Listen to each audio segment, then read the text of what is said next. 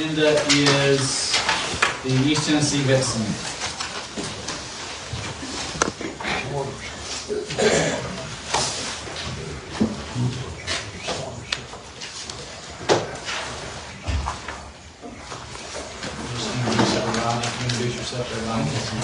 Yes, for the record, I'm Jessica Paul, Secretary and Co-Founder of Veteran Center of East Tennessee. Today, we'll be speaking on behalf of the opioid abatement funds that we received on last year. We will be showing you what we've done with that money, along with Michael Paul will be speaking and Jason Nickel will be speaking on behalf of veterans. So you guys want to turn to our folder. Very first page is the cover page. The only thing missing off of that, we did get a website this year. We did get our trailer wrap for outreach. On the second page, you'll see our board of directors that we have. Most of those names have stayed the same. There has been a few added since the funding, maybe only about 5 on there that I see that might have been big news from last year. Next page is going to be our opioid abatement team, because we have done a lot of work in order to make it not just a vet, it's not necessarily just a veteran center now. We want to make it more like in the morning we have meetings for veterans, of the evening we have workshops for veterans, and then by the time the end of the day comes around, we have the community come in for their recovery, and it's the veterans serving the community, the ones who are getting the help themselves at the beginning of the day. So we have a team now. Next, you'll also see that we've already filed our 990 for the year. We have $24,000 left in our account. And then the next page is going to be an audit report. They went through the money and all of our documentation, and they had no findings whatsoever. It was a flawless audit. Our total sign-ins. I want to talk about the on-site leadership that we have now. As some of you know, Michael and myself this past year had a baby who was severely deformed by clubfoot, and we spent 12 weeks casting her. And on her 14th week of life, she passed away. So, you're going to want to tell you that is because there has been a change on-site leadership, because we've had to step back. You know, we didn't have a choice. We had a baby we had to take care of, and then that happened. So, I'd like to introduce Daniel Stevens over here in the corner. He is now the face of the facility itself. These are the numbers that he's gathered personally. Total veteran sign-ins, total veteran and family sign-ins together, about 500 more were just family. Our next page is our 2024 VSET recovery expansion efforts. Now in the black bold is what we told you guys we would do. Underneath each black bold topic is how we performed at each one of those levels. The VA domiciliary, it is the inpatient rehab at the VA Mountain Home. We've been there several times. They also come to our center to do workshops. They have a vocational rehab that brings them and takes them back. We've stepped in the Veterans Recovery Court. We're working with Ballard Health through them in order to have a liaison in between the two so that we can get the best outcome for the veteran. Our mobile VSET outreach and crisis relief trailer, you can see that on the very front of our page.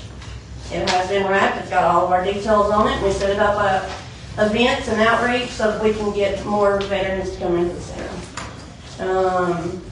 I'd like to talk to you about veteran A, B, C, and D scenarios down at this bottom page. Okay, now these are actual situations that are currently happening at the center.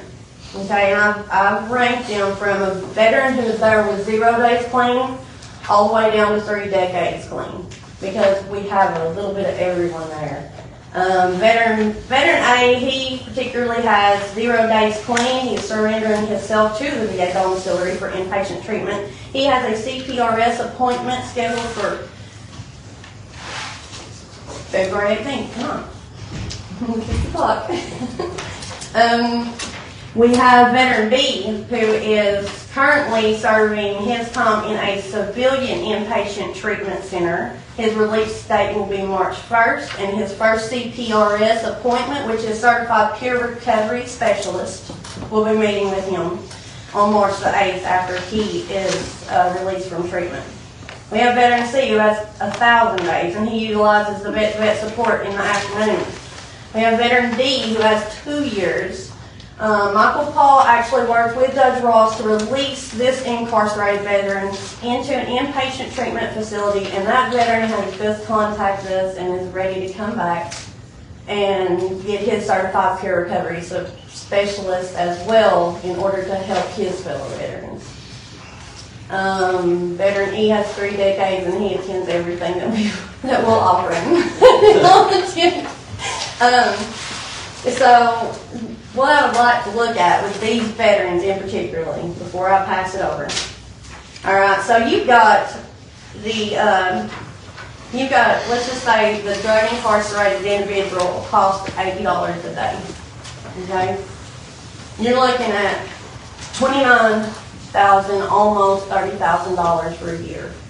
Okay, with just 4 of those 5 vets that I discussed, that is $116,000 for 4 people that's incarcerated.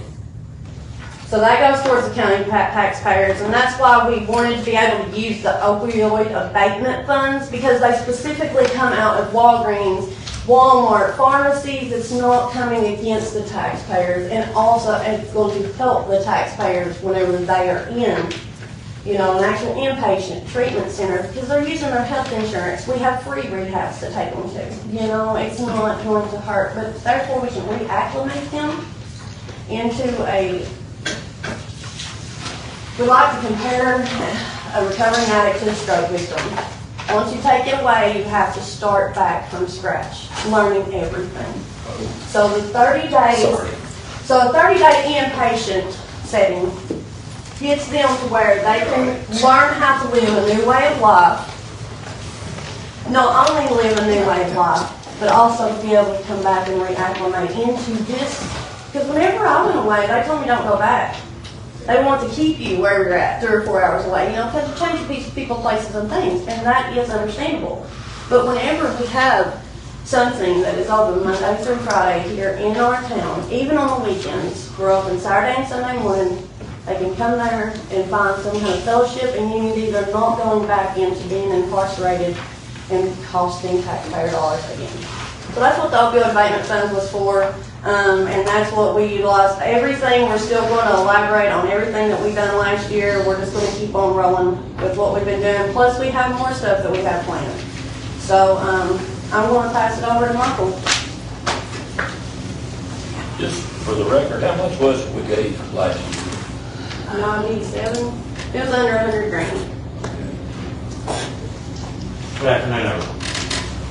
My name is Mike. I'm the president and co-founder of Veterans Center of East Tennessee. Jessica kind of touched on the things that we did in 2024. Our recovery expansion efforts have really worked. Our meetings are pretty well full. We have 6 to 10 veterans or civilians that show up to our meetings on a daily basis. We've got our Narcotics Anonymous meeting on Tuesdays, and you can see our full schedule there. I'm not going to take too much time. Now, we've got our Certified Peer Recovery Specialists. Saturdays can be reserved for any veteran or household family member of the veteran willing to have one-on-one experience. Guys, we're just out here to try to help these veterans. The amount of veterans that are incarcerated, and these are statistics from 2022 and 2023. There are 397,661 veterans in Tennessee alone. 1 in 3 veterans have reported being arrested at least once.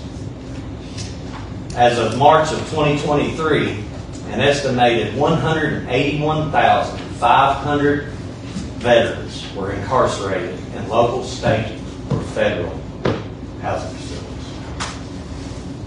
Now you can look at the numbers and you can see what it costs the taxpayers for these veterans to have to stay incarcerated for $11.29. My finance guy will break all that down for you here in just a second. But I just kind of wanted to touch base with that. There is a very, very big support group for the veterans, but we have to enforce and give them an option. Because that's one of the things right here. It says the commission found that the justice system does not consistently identify veterans and steer them away from incarceration. And that's what we're here to do. We're here to try to steer them away from the incarceration, to get them the help that they need.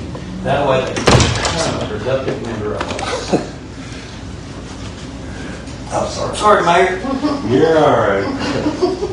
Make way for an old crook. We also did our 24-hour hotline. We've got a phone that's open 24 hours a day, 7 days a week, and there's always someone on the other end of that line. If a veteran in this county or in East Tennessee needs help, we're here to help them. We do have non-traditional workshop facilitators. Daniel Stevens will be establishing a new woodworking shop. He's got a lot of big plans for that. We also have the leather shop running, completely stocked, and we also have individual leather kits for each veteran that wants to come in. That way they can work while everybody else is working. Nobody has to wait in line for a tool or anything to have their own. We have 3 art class volunteers. The veterans really like the artwork. It helps them to kind of relieve some stress and decompress a little bit. The recovery ride for Riley, the recovery rally for Riley. This is going to be our 3rd year doing this. As everyone knows, Riley Hicks was one of our local veterans who was highly decorated, fought with the Night Stalkers, and he lost his life to fentanyl. Riley is one of our biggest reasons why we do what we do. Now, Riley's struggle with the drug addiction didn't string from picking it up off the street. It stringed from the government giving him the painkillers that the VA prescribed. And then whenever they took it away, they didn't have no choice but to go and buy it on the street because they're so hooked by that time that the pain's unbearable. So that's how Riley lost his life. And we would like to continue doing what we do for Riley. Riley's one of our reasons why we do what we do. No veteran should have to die due to overdose. They shouldn't. We have too many dying as it is. 22 veterans a day committing suicide. All right, so we've got our Veterans in Recovery group as well. We've got Life Recovery. We've got AA and NA. We've got our CPRSs. And we also have our Veterans Recovery Court with Smart Recovery coming soon. Now, we have been vigorously working with Judge Ross and them on the Veterans Recovery Court. Like I said, incarceration isn't necessarily helping the problem. It's just adding to it because they're finding the drugs in the jails anyways.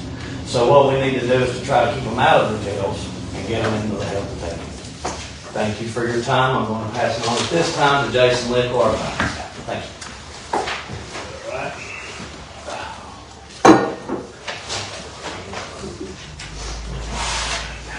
Good afternoon, everyone.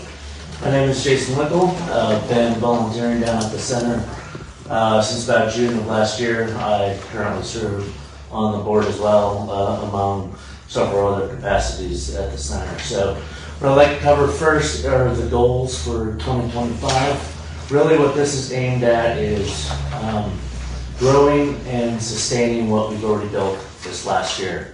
So you can see the top level focused on 4 primary areas of increasing awareness within the community, increasing attendance at the VSET by 50% by the end of the year, the development, and I'm going to get into this on the next page, but really starting to submit grants and trying to build a pipeline of funding to be able to sustain the center long term. So this is actually something that I put a lot of time into myself. And then finally, 4th is increasing the number of volunteers that we have supporting the center. Right now, we've done a good job. We've got a small team of people that have really kept this thing going. But in order to continue to grow, we really need to get more volunteers in to help us achieve our goals. I've broken down into lower level activities that we're planning throughout the year to help us achieve those top level goals. And we actually even have these broken down even further for our internal planning purposes. So you can see we're looking at hosting more events, continuing to operate the workshops and building relationships with the VA domiciliary and expanding that. And like I talked about with the volunteers, is really getting the volunteers trained up so that when someone comes in, they're trained and are able to help a veteran in need that might be contemplating suicide or having challenges with substance abuse. So we really want to get not only, you know, the handful of folks that are already trained, we want to expand that out even further. So the next page is really talking about the grants, and I came on, like I said, back in June of 2024, and at that point, they were just getting started with understanding what the grant process is. So we started submitting grants probably in the August-September timeframe. You can see there in the box on the left the grants that we submitted in 2024 toward the end of the year. We were successful in getting one through Philip Morris for $2,500.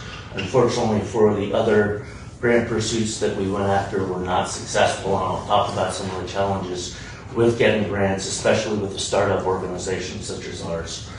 Right now, we currently have 3 grants that are either been submitted or just pending submission. So we have the KFC Foundation's Learning and Education Grant that we submitted at the end of January. This one is specifically for learning and education, where we requested $9,000 to expand our computer lab and start holding classes for computer literacy for the veterans. The second one there is through the DAV Charitable Service Trust. That also was submitted at the end of January, and that also looks to expand those other offerings that Michael was talking about, including the leather shop, the art class, the woodworking shop, the gym, and some of the other free amenities that we offer to veterans in the community. And finally, the Bass Pro Shop is one that we're just getting ready to hit the button on to submit. We're still working through what the final numbers are going to be. That's actually going to be focused on general operating expenses. Now, you can see the future submissions over there on the right, but some of the challenges that we're running into with our grants, it's not for a lack of effort. So one thing that we're running into is that a lot of the grants that are out there are for funding specific programs. So I talked about like the ones that we submitted for the computer lab.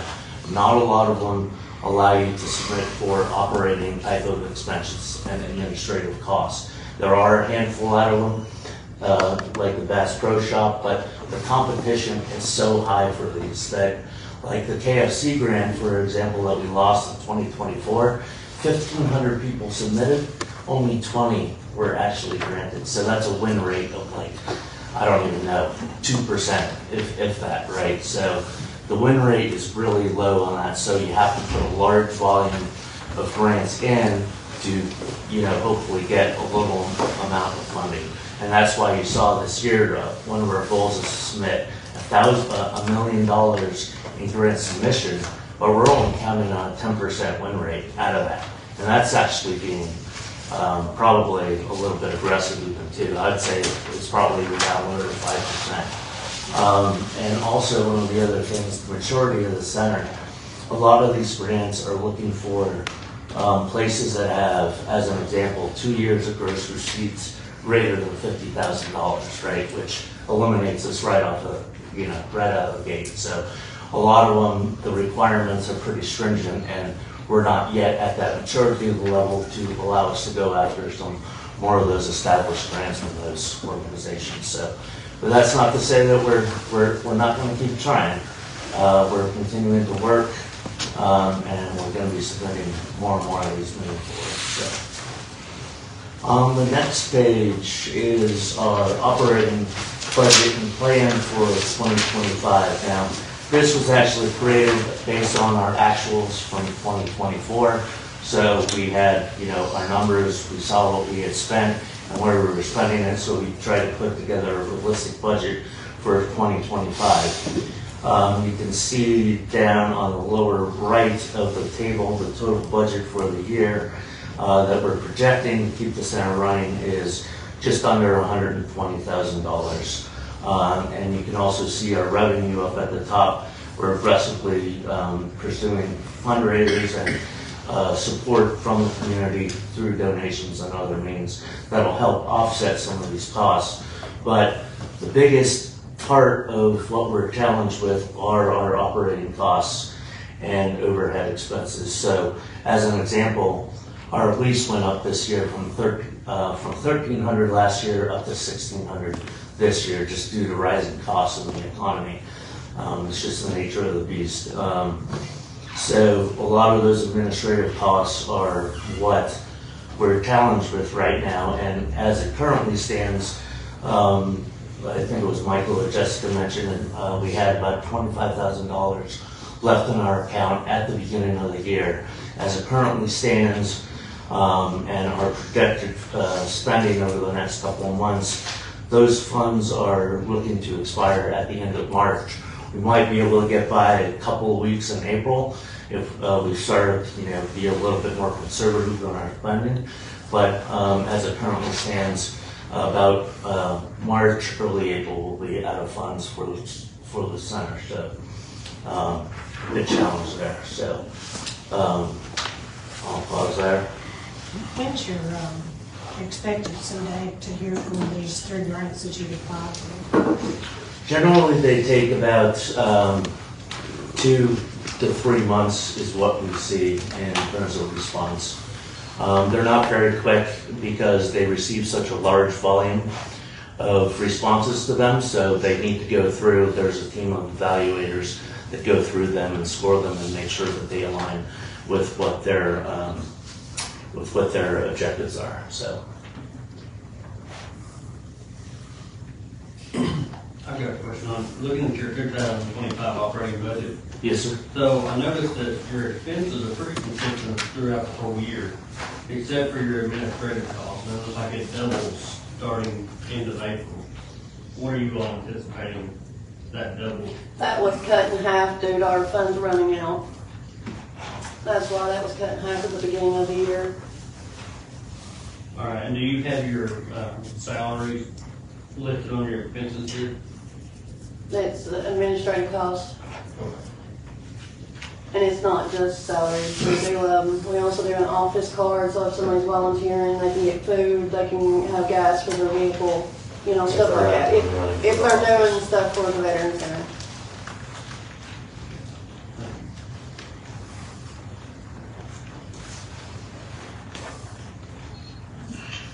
So it's like a gas card. Basically.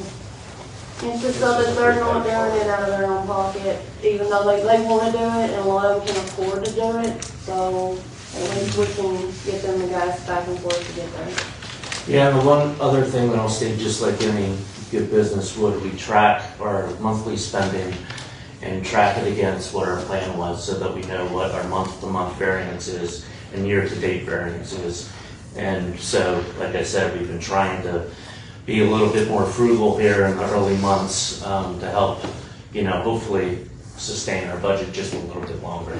But we do have a pretty rigorous process in terms of making sure we're tracking all of our spending and revenue.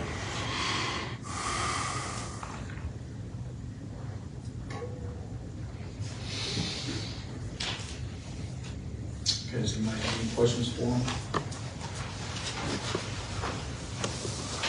Was there a request that you wanted to make about So our going in request is focused on the opioid abatement funding specifically. I understand that amount is currently unknown of what's available in that account right now. But our target would be, of course, the $120,000 for a full year of funding.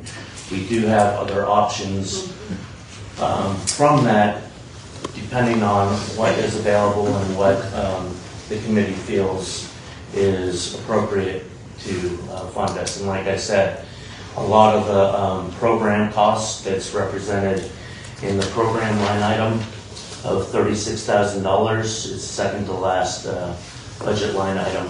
That's where a lot of our grants are focused on.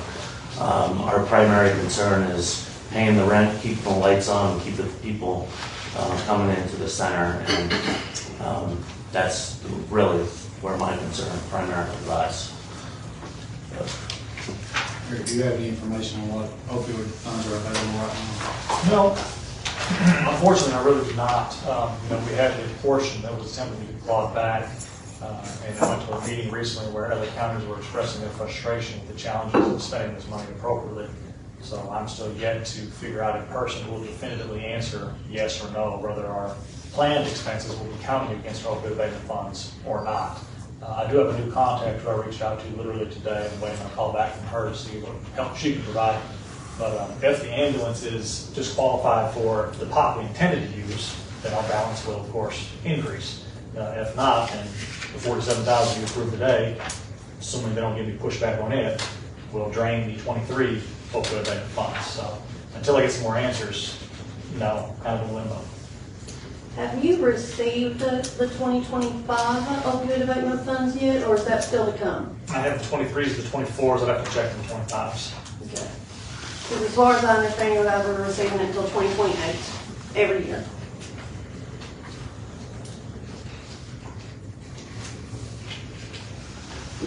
And I have those totals as well, if you'd like to see the predicted outcomes for Pop County.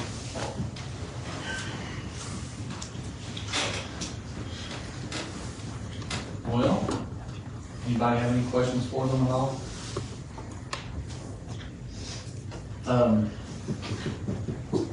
So to start off with, I consider Mike and Jessica friends now. We've worked together a lot. And I know I've seen the work that you guys did. Commissioner Barker even talked about some of the missions you guys went on when folks were stranded, and that was a big part of the reason why, if I remember correctly, she voted to allocate that money to you to start with. So what I'm about to say has nothing to do with the value of your organization or even you personally. We already gave you almost $100,000. That was a lot of money. And if I remember correctly, when that money was requested from us, you guys told us that this was a one-shot deal. We can get started, we can get off the ground. With election year, that kind of put a crimp in the grant getting, and CPRS and everything election year did. And I understand. The economy has played a very big part on the grant process. It really has. It's gotten so, like Jason said, it's gotten so competitive that a smaller organization like ours, they don't even look at us. They're looking at the bigger organizations. It's got years that they can provide. You know, our organization's just now hitting year 3. You know what I mean? Last year was a great year for our organization. Like, we pulled off everything that we said we would, and we wish last year would have just been a one-time thing. We was hoping we wouldn't have to come back in here, but we have to. In order to keep the center going for a while, we're going to have to until we can get some grants. So, and going back to that point, and if I'm stepping out of line, anybody jump in and interrupt me. We have to look at using, even if it's opioid money, and it's money that you can say that it's not taxpayers' money, but essentially it's a reimbursement from pharmaceutical companies on money that taxpayers have lost already. So it is really taxpayer money, I mean, even still. And if we're looking at investing money into an organization, you know, when we put that $97,000 in, which I guess is how much it was, I was under the impression that this would be an investment that we would continue to see returns on. So let's say, playing the devil's advocate here, we voted today and granted $120,000 from you guys. What's the guarantee that we have that if we give you another $120,000 12 months down the road, we're not having to come and look at more money? I mean, we have to go on what we were told in the first presentation. So what we were told in the first presentation was, this is it, this is all we're asking for. Well, it's like he was saying, a lot of the grants have stipulations where you have to have 2 years of $50,000 worth of receipts or more. So we thought it was just Last 2 years. year was our first year of even being able to produce that. You see what I'm saying? So that automatically disqualifies us from a lot of grants, because a lot of grants are requiring that now because so many smaller organizations have gotten grant money and just ran it. So now they're making the smaller organizations, we're having to struggle and wait longer to be able to get the help that we need. And we wish it wasn't that way. Like, I really do wish it wasn't that way. I hate us even having to come up in here in front of you guys. Well, from our point of view, I'll say this and I'll be done. If you aren't able to continue your work after March, then that $100,000 that we allocated to you from opioid funds, well, it's a year of services that your organization gave us. That's what that money is. But what we had hoped is that $100,000, almost $100,000 would be an investment for years to come. Yeah. What I don't know is if we were to grant another allocation, is it going to buy us a year, or is it going to give you guys enough foundation to continue on perpetually in the future? With 2 years of over $50,000, it will push us into being able to receive grants. It's just that 1 year of not having 1 year's worth of receipts over $50,000 We don't have is to held look- us back. We also don't have to look at the entire budget. Like we said, we'll be running out in April. So we don't have to look at January, February, March. We can look at April on the budget. We don't have to look at the 120. Chairman, I have a question. Is this, of course, I understand probably state approved. Is there any monies from the state coming in? No, we're trying to get a license through Tennessee Department of Mental Health. That's Involved in my. We do all our CPRS training through the state of Tennessee. I understand that, but I'm talking financially. No, Okay. state hasn't been Then I've involved. been just, No, state hasn't been involved. okay. All right. I'm sorry, go ahead. One concern which I think I expressed this to you guys when I spoke previously would just be if we make a contribution for your full budget, I'm not sure that there's another nonprofit organization, Eric, the chairman may correct, that we fund 100% of their operating costs. Right. Now, we make contributions to lots of organizations. However, I'm not sure that we fund all of them, any of them 100%. Yeah.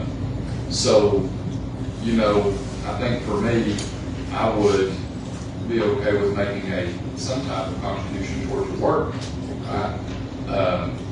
But I don't know, along with the same conversation that we had with the gentleman about the water project, right? There are a lot of conflicting priorities, and all work that is done by the folks that we contribute to is important. Your all's is very important, and you've done amazing things. I think for me to figure out what I would be comfortable with, I think I need to know how much money we have to work with, and I'll be aware we've got time that. And then beyond that, it would just be up to the committee on if that's something we're interested in doing. I think, as I said, I think I could support a contribution of some amount toward their work, but I don't think that we have the ability. It wouldn't be fair to the other folks that would fund the organization 100%. I would agree with that at this point. I think it's early for us to make a commitment of any kind to anyone. I think we need to look and see what we have in front of us and what organizations they are and act accordingly. And that's a fair statement, and like I said, we've come up with several funding scenarios, so to speak, that we're willing to work with the committee. Any amount of support that we could get from y'all would go a long way for keeping the door open. And I tend to agree with Mr. Gillum. I'm not saying none. I'm not saying that at all.